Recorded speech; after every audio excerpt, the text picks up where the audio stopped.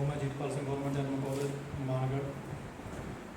अपने BC first year और MSc previous, BSc BCom BA first year सभी के अंदर ये कोर्स है।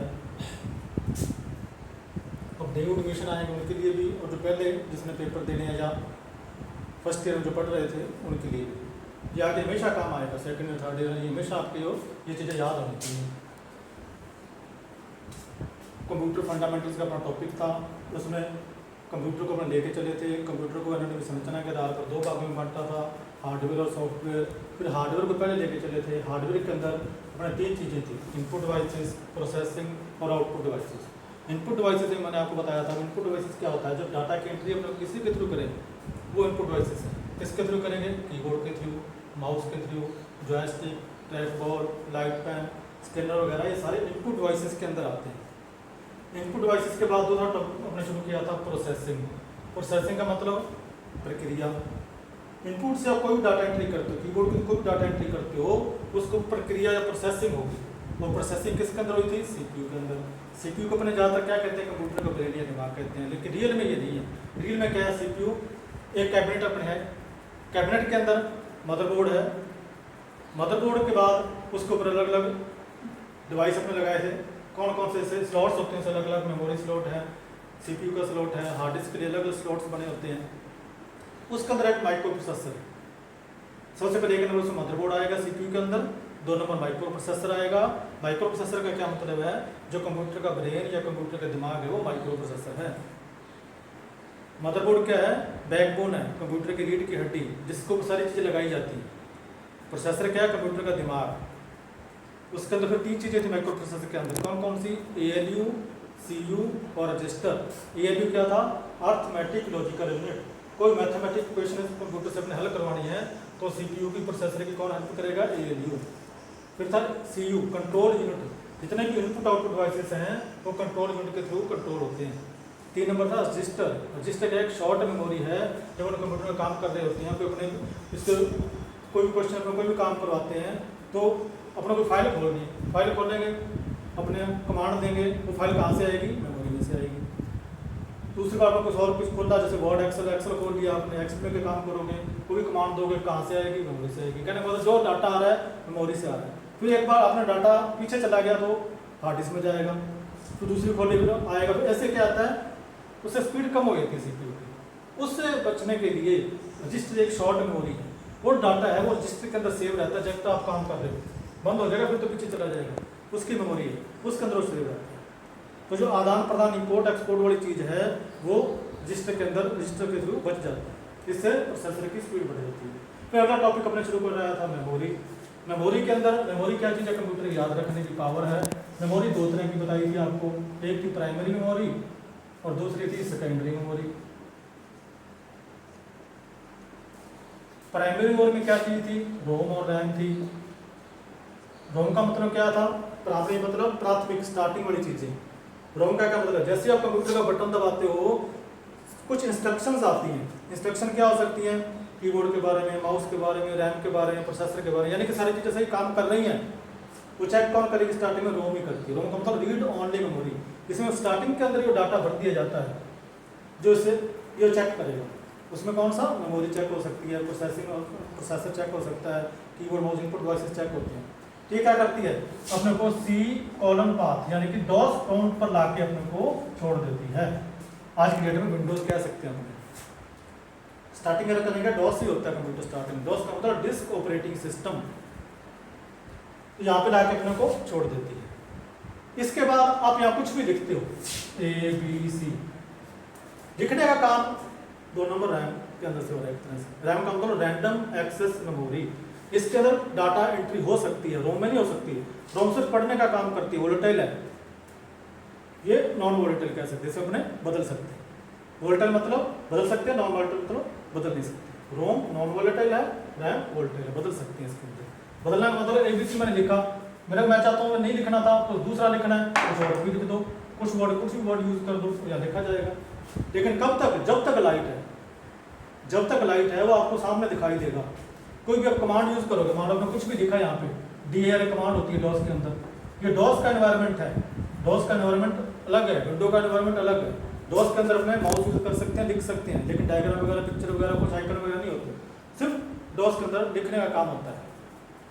तो जैसे अपने कमांड देंगे, अपने को डीएल क्या करती है कमांड, फाइल और डायरेक्टरी की लिस्ट दिखा देती है, वो अपने को चेक कर देगी।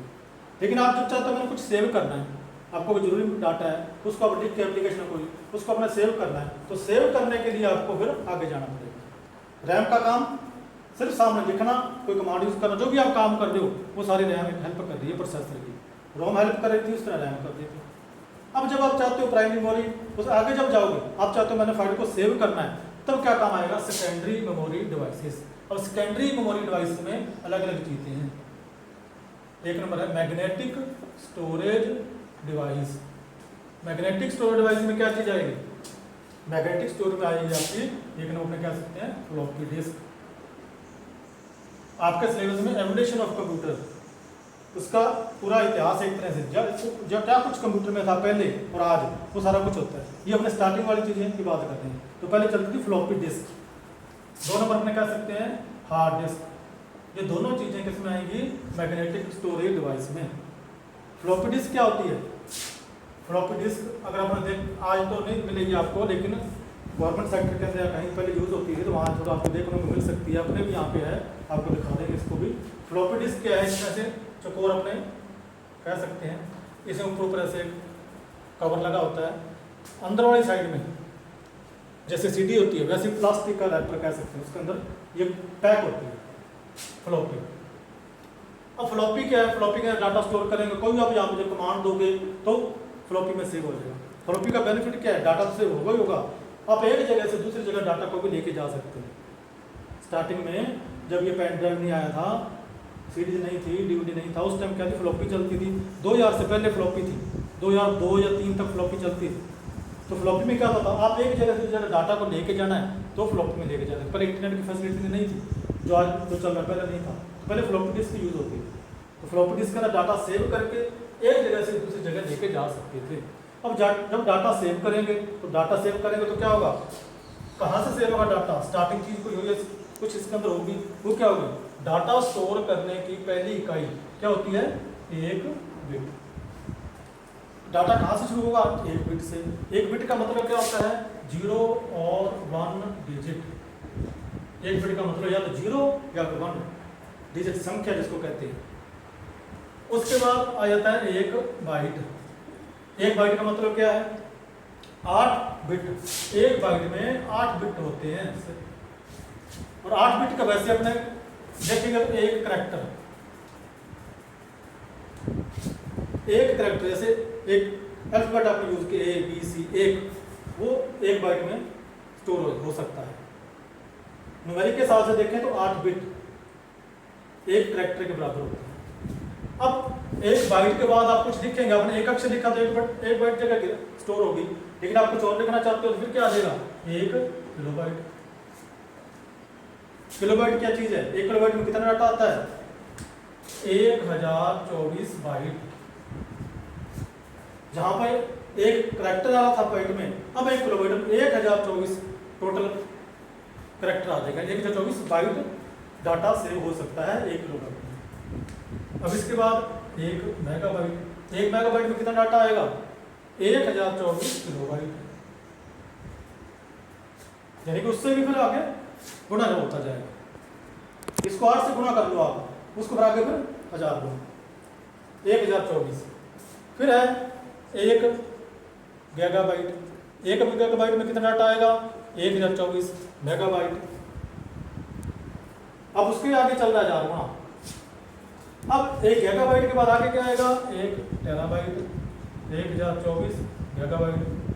टेराबाइट तक अपने हार्ड डिस्क बाजार में मिल रही है, तो अपने क्या करेंगे, एक बिट से लेके टेराबाइट तक अपने सारा हिसाब रखना पड़ेगा। आप कोई भी रिकॉर्डिंग करते हो, कोई फाइल सेव करते हो, फाइल को सेव करते हो, उसको देखने के लिए अपने क्या करते हैं, विंडो में प्रॉपर्टीज में जाके या सीधा इमेज जहाँ भी आपकी फाइल पड़ी है उसको जाकर राइट क्लिक करते हैं, प्रॉपर्टीज में क्लिक करते हैं, उसका डाटा का कितना जगह क्लियरली वो दिखा देते हैं। ये सारी वहाँ पे शो हो सकती है। विंडो में तो आसान तरीका माउस के द्वारा, लेकिन डॉस का अलग तरीका होता है। डॉस के अंदर तो आपको क्या करना पड़ेगा, विंडो से आपको डॉस पे जाना पड़ेगा। तो डॉस पे जाओगे तो क्या होगा, डॉस पे जाएंगे कैसे, प्रोग्राम में जाकर स्टार्ट में जाएंगे, प्रोग्राम में जाएंगे, एसेसरीज में जाएंगे, वहाँ पे ब्लैक कलर का सिंबल दिखाई देगा, डॉस का सिंबल है वो, वहाँ क्लिक कर दो तो आपको डॉस आ जाएगा। डॉस के ऊपर आपको फिर विंडो का एनवायरनमेंट मिलेगा। डॉस को वैसे क्या कहते हैं? Character user interface, CUI, character user interface. Windows का क्या कहते हैं? Graphical user interface. किस पे आधारित है? अगर डिफरेंस देखें तो ये कैरेक्टर पर आधारित है, ये ग्राफिकल यूजर ग्राफिक पर आधारित है, यानी आइकन वगैरह, पिक्चर वगैरह उस पर आधारित है। तो डॉस के ऊपर पिक्चर आइकन नहीं आएंगे। डॉस पे क्या आएगा? जो भी काम आपको करना है वो लिखित रूप में, कमांड के रूप में लिख कर ABCD के रूप में उसको पूछना पड़ेगा क्वेश्चन। कैसे? जैसे हमने कह रहे थे DIR, हम क्या देखना चाहते हैं? फाइल की लिस्ट देखना चाहते हैं, तो DIR करेंगे तो लिस्ट दिखा देगा। इस तरह से आपने फाइल बनानी है तो पहले पिछली क्लास में आपको बताया था ना, कॉपी कौन कमांड यूज करेंगे। कॉपी लिखेंगे, कौन लिखेंगे, कॉपी कौन, आगे कोई फाइल का नाम, फिर एंटर, फिर आगे कुछ विशेष लिखेंगे, लास्ट में F6 दबाएंगे, F6 दबा के एंटर बटन दबाएंगे तो आपकी फाइल सेव हो जाएगी। इसमें C में, C क्या है? एक ड्राइव है। C को क्या बोलते हैं? मैंने बताया था, C मतलब ड्राइव, आगे कॉलन का निशान, इसको बोलते हैं कॉलन, फिर ऐसे बैकस्लैश को कहते हैं यहाँ पे पाथ, पाथ का मतलब होता है रास्ता दिखाना, फिर ग्रेटर देन का सिंबल, ये ग्रेटर देन का सिंबल यहाँ पे यूज होगा। तो कहने का मतलब इस पूरे को बोलते हैं डॉस प्रॉम्प्ट। लास्ट क्लास में मैंने आपको बताया था, अगर कोई स्टूडेंट नया है, डॉस प्रॉम्प्ट, यहाँ पे डॉस कमांड चलती है। तो यहाँ बात हो रही थी ना फ्लॉपी डिस्क की, तो फ्लॉपी डिस्क के अंदर डाटा स्टोर हो रहा है, मेमोरी के अंदर डाटा स्टोर हो रहा है, तो स्टोर होने की पहली इकाई 1 बिट है। याद रखने, ये एलिमेंट्री का क्वेश्चन है, हर जगह पूछा जाता है। तो ये मैंने सारी अलग अलग चीजें बता दी। कोई आपको पूछे 1 किलोबाइट में कितने बिट होते हैं, बाइट नहीं पूछ रहा, कितने बिट होते हैं, तो आप 8 से गुणा करके बता सकते हो। ठीक है? इस तरह से 1 मेगाबाइट में तो आप उसका भी 1000 गुणा कर सकते हो, 1 टेराबाइट में तो उसके पीछे जा सकते हो। कहने का मतलब सारी चीजें इसमें मैंने डिटेल से आपको बताई। तो फ्लॉपी डिस्क के अंदर डाटा सेव होगा, ये मैंने इकाई बताई। अब डाटा कितना सेव होगा फ्लॉपी के अंदर? अब फ्लॉपी के अंदर डाटा सेव होने से पहले एक चीज और, फ्लॉपी साइज के आधार पर 3 प्रकार की होती है। साइज के आधार पर एक नंबर है 3.5 इंच वाली फ्लॉपी। 3.5 मतलब स्क्वायर अपने कर रहे हैं जैसे ऐसे 3.5 इंच की लंबाई चौड़ाई, 3.5 इंच वाली फ्लॉपी। इसमें कितना डाटा आता था? 1.44 MB। कितना आ जाएगा? 1.44 MB। तो 2 नंबर है 5.25 इंच वाली फ्लॉपी, इसमें कितना डाटा आएगा? 1.2 MB। इससे पहले भी चलती थी एक थी 8 इंच वाली फ्लॉपी। 8 इंच वाली फ्लॉपी में कितना डाटा आता था? किलोबाइट के अंदर आता था, जैसे हमने 200 किलोबाइट कह दिया, किलोबाइट के अंदर आता था, एमबी के अंदर नहीं आता था, किलोबाइट में डाटा आता था। तो ये फ्लॉपीज भी सिंगल साइड डबल साइड होती थी। सिंगल डबल साइड का मतलब जैसे कैसेट प्लेयर है, उसमें एक साइड में सॉन्ग आ गए, उसको बदला कर दूसरी साइड में आ गए, उसी तरह फ्लॉपी भी सिंगल साइड डबल साइड। तो मैंने डबल साइड का आपको बताया, 3.5 इंच वाली फ्लॉपी है जो उसमें 1.44 MB, 1.2 MB। तो ये साइज के आधार पर फ्लॉपी का वर्गीकरण 3 तरह के साइज के आधार पर कितना डाटा उसमें आता है वो आगे बताया गया। ये था फ्लॉपी डिस्क। इसी तरह बात है हार्ड डिस्क। हार्ड डिस्क क्या चीज़ है? जैसे फ्लॉपी डिस्क है उसको अपने एक जगह लेके जा सकते हैं, लेकिन हार्ड डिस्क को नहीं लेके जा सकते। हार्ड डिस्क फिक्स हो जाएगी और हार्ड डिस्क की कैपेसिटी ज़्यादा होगी। 1997-98 में 1 GB हार्ड डिस्क आई, उसके बाद 2 GB आई, फिर 4 आई, फिर 8 GB, फिर आगे 10 GB, फिर 20, फिर 40 GB, फिर 80 GB, फिर 160 GB, फिर आगे 500 GB। आज क्या है? टेराबाइट। अपने नॉर्मल यूज कर रहे हैं। नया कंप्यूटर i3 कंप्यूटर खरीदते हैं तो अपने को 1 टेराबाइट हार्ड डिस्क मिलती है कंपनी से। अगर खरीदते हैं असेंबल है तो अलग चीज़ है। असेंबल में क्या होता है, अपनी तरफ से अलग अलग चॉइस अपने इसमें दे सकते हैं। अपने को 1 टेराबाइट हाथ में चाहिए तो अपने 500 GB, 250 GB, जो भी आपको चाहिए वो अपने इसमें लगाते हैं। तो ये हार्ड डिस्क के अंदर कैपेसिटी ज़्यादा होती है। हार्ड डिस्क का सिस्टम थोड़ा अलग है। फ्लॉपी में क्या होता है, एक पैकिंग कर रखी है CD की तरह फ्लॉपी की, प्लास्टिक का रैपर है। तो हार्ड डिस्क के अंदर क्या होगा, उसी चीज़ को एक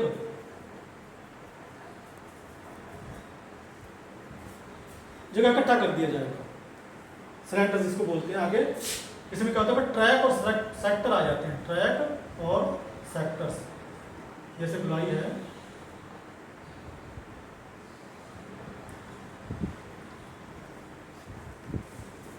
ये हो गया ट्रैक। इसमें अगर आप पार्टीशन कर दें, ये अपने कह सकते हैं सेक्टर। फिर आगे इसके बाद डाटा बिट या बाइट्स जो भी आते हैं।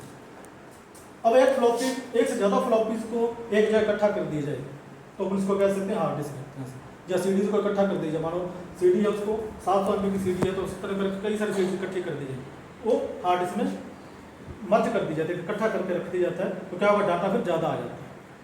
तो हार्ड डिस्क का क्या है, कैपेसिटी ज़्यादा होती है फ्लॉपी से, इसको एक जगह दूसरी जगह लेके नहीं जा सकते, तो किसी ना ये मैग्नेटिक स्टोरेज डिवाइस में।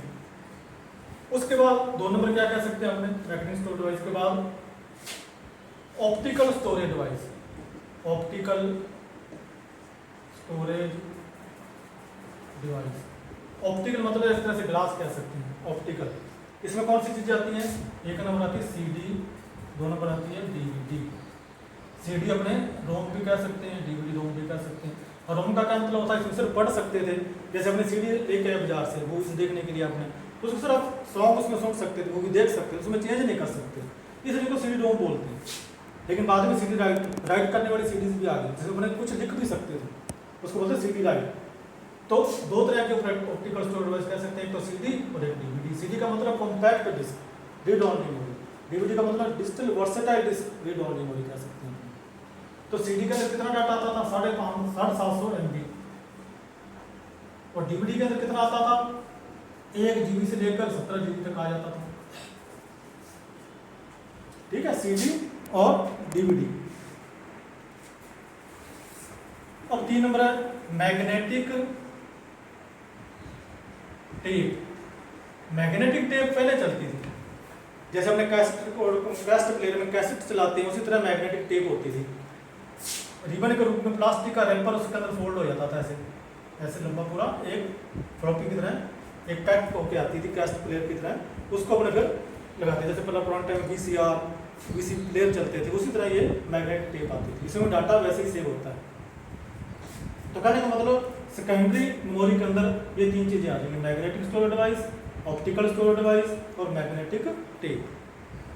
पहली थी प्राइमरी, दूसरी है सेकेंडरी। इसको अपने सिर्फ अभी एक बार अपने फंडामेंटल मेन चीजें दे रहे हैं, डिटेल बाद में। अगर आप अपने BCA में करेंगे, BCA सेकेंड में इसमें कंप्यूटर ऑर्गेनाइजेशन आ जाता है, उसमें इसकी डिटेल आ जाती है, लेकिन फंडामेंटल जो अपने हैं वो सिंपल मेन अपने वो आपको यहाँ पे समझा।